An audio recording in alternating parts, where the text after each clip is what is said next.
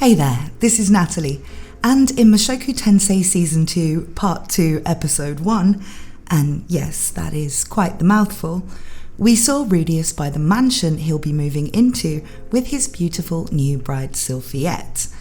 But we also saw that the house had previously thought to be haunted by what turned out to be an automated doll.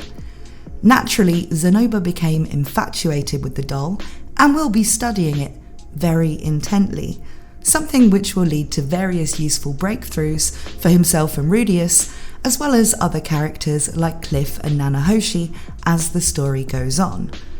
The doll works because it contains many very complex magic circles, and is effectively the magical equivalent of a highly advanced programmable automaton. This is why Rudeus immediately wonders if they can decode and replicate how it works, robot maids could become a possibility. Now, in this video, I'll be talking about the doll, but more importantly, who made it, which relates to some very important Mushoku Tensei lore. However, this means it will need to contain some spoilers, including some fairly major ones for both Mushoku Tensei and Old Dragon's Tale, so you have been warned. Before I get into that though, I have to mention that because I'm still having a very, very stressful time financially, like it's really bad, now I am offering commissions on Ko-fi where you can basically get me to say whatever you want. This is really intended for if you just want a personal message, some spoken content to include in a video, or some voice acting lines for a simple project. But if you want something longer, or shall we say more niche, then please message me through Ko-fi and we can discuss it. I'll be putting up some special content in the very near future on Ko-fi and Patreon to thank everyone who's supported me so far in these really bad times, so look out for that. But with that out of the way, let's talk about Mushoku Tensei's strange automated doll and how its inventor ties into the whole grand lore of Mushoku Tensei. So, the doll was created by the previous owner of Rudeus's new mansion, who was none other than the Mad Dragon King Chaos. This is why Rudeus, Cliff and Zanoba are unable to read the manual for it that they find in the secret room in the basement, despite Rudeus now being able to speak several in-world languages. It's written in Dragon God tongue, a language very few people speak, where dragon race people are extremely rare in this world. Now, Mad Dragon King Chaos is deceased at the point we join the story with Rudeus, so he's not a character who's going to appear, but his lore is important, and it's likely to remain important even going into the sequel. And for those who don't know this, while Mushoku Tensei, which is finished as a light novel series, covers the whole of Rudeus's life in this world, there is a bigger story going on that effectively begins in the prequel Old Dragon's Tale and will end in a sequel series, which the author says he'll start on once his current projects are finished. This is the overarching story of the ages-old battle against Hitagami, which is now the responsibility of Orsted to end. We know fairly on that final key events in this, like the reincarnation of Laplace, won't happen during Rudeus's lifetime. So what we know about various elements of this when we're seeing it through Rudeus's eyes and his perspective may not always give the full information that may be revealed in the sequel. There are many things Orsted would know that Rudeus simply doesn't need to know or makes assumptions about, and those will only be cleared up for us as an audience when these matters become the focus of the story. So, with that in mind, what we learn through Rudeus's eyes about Mad Dragon King Chaos is that he was a brilliant inventor and that he's now dead, so that's why Rudeus can buy his house and study his doll.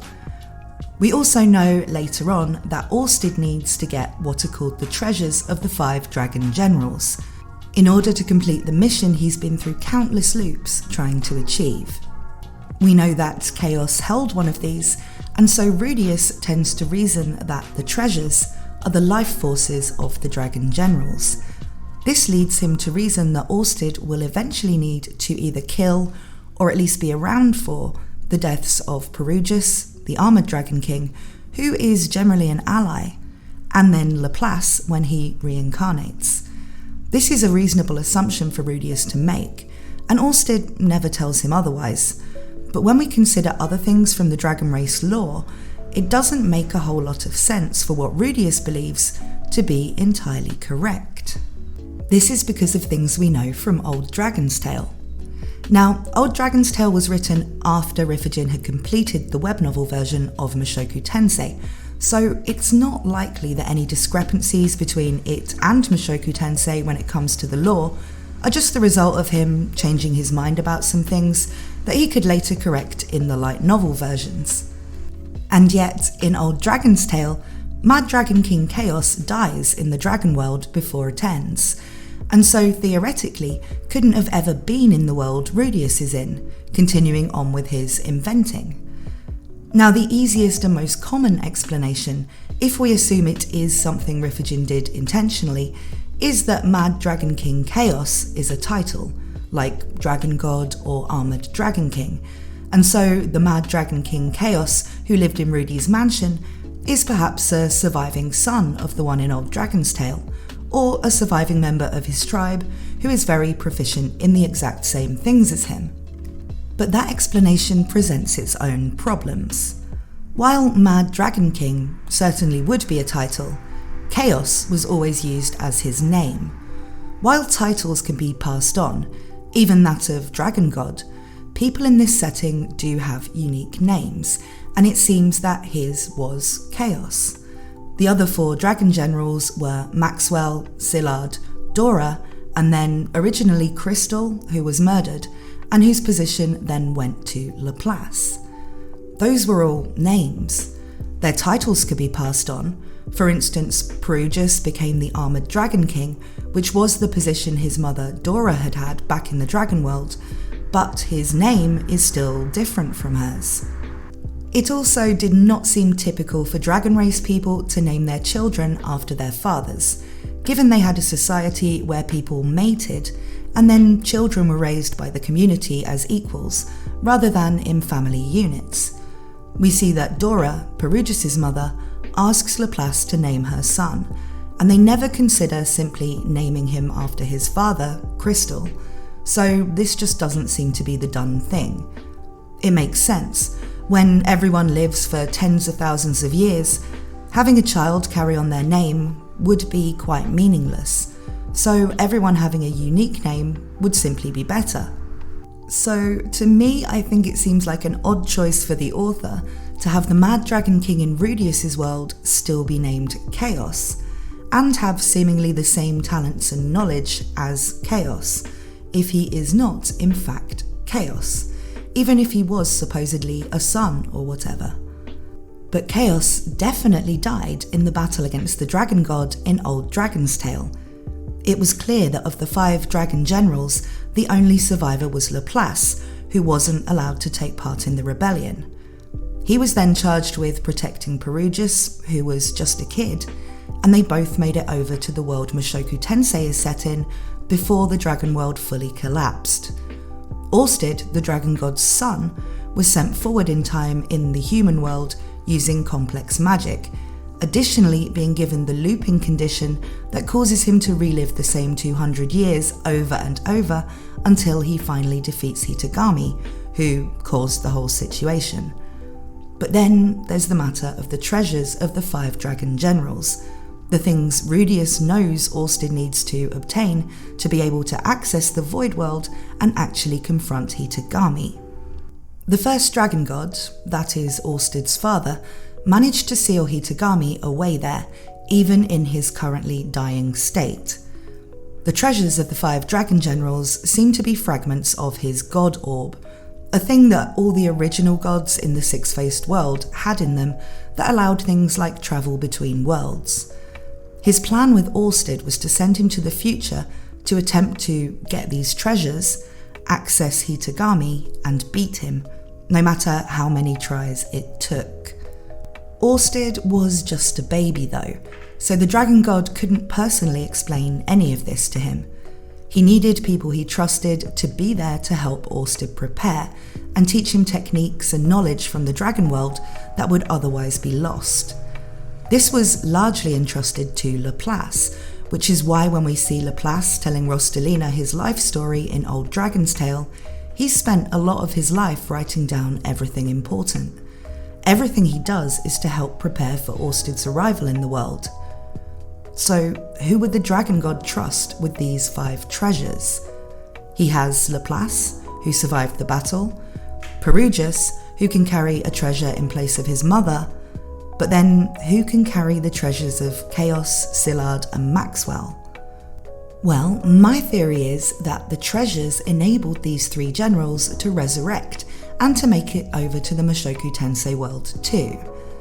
If the dragon god is powerful enough to put Orsted in a continuous reset loop thousands of years in the future in another world, surely a fragment of his god orb could revive these 3 trusted people.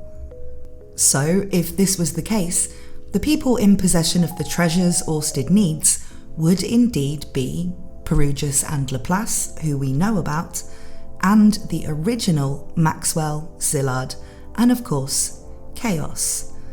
But the difference would be that in the case of the last 3, the treasures are what is keeping them alive. Perugius and Laplace both survived, so would potentially just be in possession of a treasure that they could part with without dying. This would mean that for Orsted to obtain the treasures from generals like Chaos, they would die, making Rudeus's assumption that the treasure is their life force somewhat correct. However, it would also mean that Perugius and Laplace, when he reincarnates, would not necessarily have to be killed, because the treasure isn't what's keeping them alive in the first place. This would make a lot more sense with what we know about the first dragon god than the alternative, that there are simply 5 dragon race people out there, people the dragon god loved, that his son would have to kill in order to end the threat of Hitagami. 3 of the first dragon god's most loyal followers, granted a chance to keep serving him in another world, kept alive by shards of his god orb, would see it as an honour to give up their treasures and finally die when the time came for Orsted to be preparing for his fight. So he isn't condemning his son to murdering them or them to being murdered by using the treasures in this way. But Laplace and Perugius, well, I just don't see why it would ever be part of Dragon God's plan that Orsted would have to kill them. So if this is the case, then it would be possible for an ending where Hitagami can be defeated without Orsted having to kill his ally Perugius. And even more interestingly, it would also be possible for an ending where Laplace, who was split into 2 entities and has forgotten his original purpose and loyalties, could be made whole again somehow and return to the version of him from Old Dragon's Tale, who would be an incredible ally in the ultimate battle. But for now, all we know is the previous owner of Rudeus's mansion and the creator of the doll is a pretty important guy in the story, even if Rudy never actually gets to meet him. But what do you guys think about this lore and my theories about what it could mean that there was a mad dragon king Chaos living in Ranoa, despite the character having died thousands of years earlier in another world in canon? Let me know in the comments. If you want more background on this stuff, I have character videos about Orsted, Perugius and Laplace, which go into all of this stuff some more, as well as a series reading out the whole of Old Dragon's Tale, so check those out to get further into this side of the lore of Mushoku Tensei's world. Also, please consider subscribing for more Mushoku Tensei content as we go through Season 2 Part 2. Thank you as always to my supporters on Patreon and to everyone who's sent me support via Ko-fi during some very hard times for me. I can't tell you how grateful I am when you guys donate, and I'll be doing my best to keep creating interesting content in spite of everything being a bit awful for me at the moment. Thanks also to everyone who subscribes to my channel and watches my videos. Thank you for watching this one, and I hope to see you again very soon.